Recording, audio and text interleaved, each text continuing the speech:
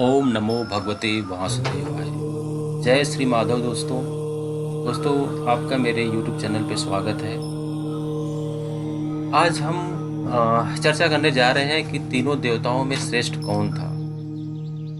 तो एक बार की बात है, सरस्वती नदी के तट पर ऋषि मुनि एकत्रित होकर इस विषय पर चर्चा कर रहे थे कि ब्रह्मा जी, शिव जी और श्री विष्णु में सबसे श्रेष्ठ कौन है। और इसका कोई निष्कर्ष न निकलता देख उन्होंने तीनों देवों की परीक्षा के लिए निश्चय किया और ब्रह्मा जी के मानस पुत्र महर्षि भृगु को इस कार्य के लिए उन्होंने विनती की और वो तैयार हो गए। भृगु ऋषि सबसे पहले ब्रह्मा जी के पास गए। उन्होंने न तो उन्हें प्रणाम किया और न ही उनकी स्तुति की। यह देखकर ब्रह्मा जी को बहुत गुस्सा आया और क्रोध की अधिकता से उनका मुख लाल हो गया, आंखों में अंगारे दहकने लगे। लेकिन फिर भी ये सोचकर उन्होंने क्रोध पे काबू पाया कि वो उनका पुत्र है। ठीक है। वहां से महर्षि भृगु कैलाश गए। देवादिदेव भगवान महादेव ने देखा कि भृगु आ रहे हैं तो वे प्रसन्न होकर अपने आसन से उठे और उनका आलिंगन करने के लिए उन्हें अपनी भुजाएं फैलाई।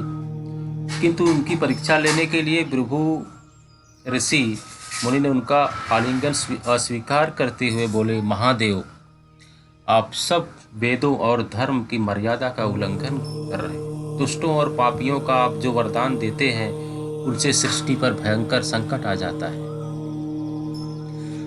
इसलिए मैं आपका आलिंगन कदापि स्वीकार नहीं करूंगा। इनकी बात सुनकर भगवान शिव क्रोधित हो गए और क्रोध से तिलमिला उठे।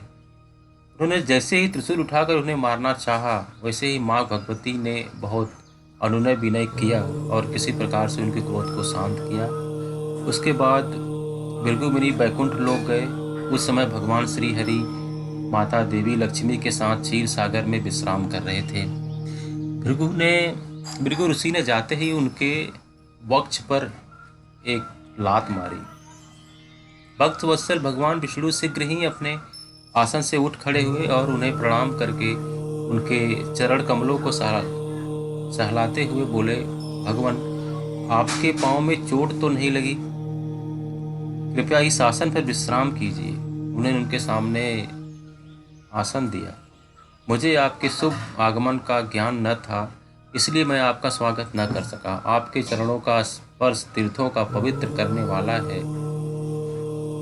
आपके चरणों के स्पर्श से आज मैं धन्य हो गया। भगवान विष्णु का यह प्रेम व्यवहार देखकर महर्षि भृगु की आंखों से आंसू बहने लगे। उसके बाद वे ऋषि मुनियों के पास वापस लौट आए और ब्रह्मा जी, शिव जी और श्री विष्णु के यहाँ सभी अनुभव विस्तार से उन्होंने ऋषियों को बताया।